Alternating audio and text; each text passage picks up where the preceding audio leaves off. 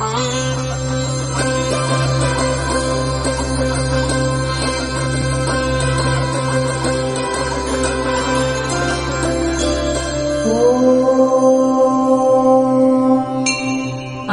हरेः पुलकभूषणमाशयन्ति भृङ्गाङ्गनेव मुकुलाभरणं तमालम् अङ्गीकृताखिल विभूतिरपाङ्गलीला माङ्गल्यदास्तु मम मङ्गलदेवतायाः मुग्धा मुहुर्विदधति वदने मुरारेः प्रेमत्रपा प्रणिहितानि गतानि मालादृशोर्मधुकरीव महोत्पलेय सा मे श्रियं दिशतु सागरसम्भवायाः आमीलिताक्षमधिगम्य मुदा मुकुन्दम् आनन्दकन्दमनिमेषमनङ्गतन्त्रम् आकेकरस्थितकनीनिकपक्ष्मनेत्रम् भूत्यै भवेन्मम भुजङ्गशयाङ्गनायाः बाह्वन्तरे मधुजितश्रितकौस्तुभेय हारावलीव हरिनीलमयी विभाति कामप्रदा भगवतोऽपि कटाक्षमाला कल्याणमावहतु मे कमलालयायाः कालाम्बुतालि ललितो रसिकैटभारेः धाराधरे स्फुरति या तडिदङ्गनेव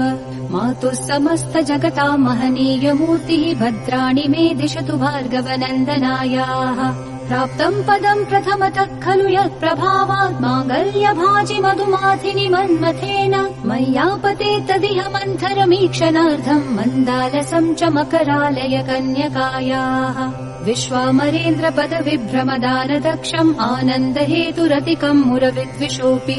ईशन्निषीदतु मयि क्षणमीक्षणार्थम् इन्दीवरोदर सहोदरमिन्दिरायाः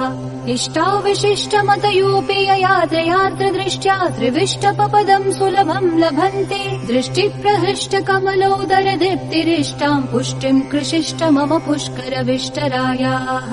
दद्यादयानुपवनो द्रविणाम्बुधाराम् अस्मिन्न किञ्चन विहङ्गशिशौ विषण्णे दुष्कर्म धर्ममपनीय चिराय दूरम् नारायण प्रणयिनी नयनाम्बुवाहः गीर्देवतेति गरुडध्वज सुन्दरीति शाकम्भरीति शशिशेखर वल्लभेति सृष्टिस्थिति प्रलय कीलिषु संस्थितायै तस्यै नमस्त्रिभुवनैक गुरोस्तरुण्यै श्रुत्यै नमोऽस्तु शुभकर्म फलप्रसूत्यै रत्यै नमोऽस्तु रमणीय गुणार्णवायै शक्त्यै नमोऽस्तु शतपत्र निकेतनायै पुष्ट्यै नमोऽस्तु पुरुषोत्तम वल्लभायै नमोऽस्तु नालीकनिभाननायै नमोऽस्तु दुग्धोदधि जन्मभूम्यै नमोऽस्तु सोमामृत सोदरायै नमोऽस्तु नारायण वल्लभायै नमोऽस्तु हेमाम्बुज पीठिकायै नमोऽस्तु भूमण्डल नायिकायै नमोऽस्तु देवादिदयापरायै नमोऽस्तु शार्ङ्गायुध वल्लभायै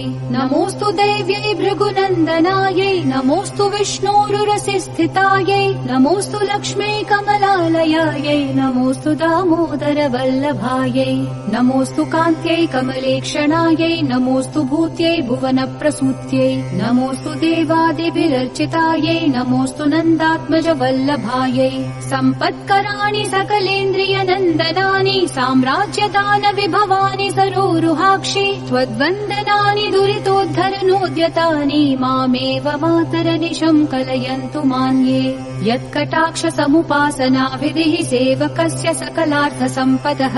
सन्तनोति वचनाङ्गमानसैः त्वां मुरारिहृदयेश्वरीं भजे सरसिजनिलये सरोजहस्ते धवलतमांशुकगन्धमाल्यशोभे भगवति हरिवल्लभे मनोगे त्रिभुवनभूतिकरी प्रसीद मह्यम् दिग्हस्तिभिः कनककुम्भमुखाग्रसृष्टस्वर्वाहिनी विमलचारुजलप्लुताङ्गीम् प्रातर्नमामि जगताम् जननीम् अशेषलोकाधिनाथ गृहिणीम् अमृताब्धिपुत्रीम् कमले कमलाक्ष वल्लभे त्वम् करुणापूरतरङ्गितैरपाङ्गैः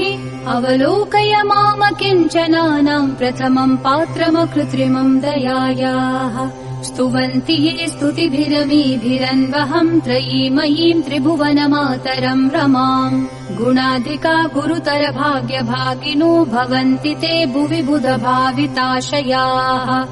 इति श्रीमच्छङ्कराचार्याकृत श्रीकनकधारा स्तोत्रम् सम्पूर्णम्।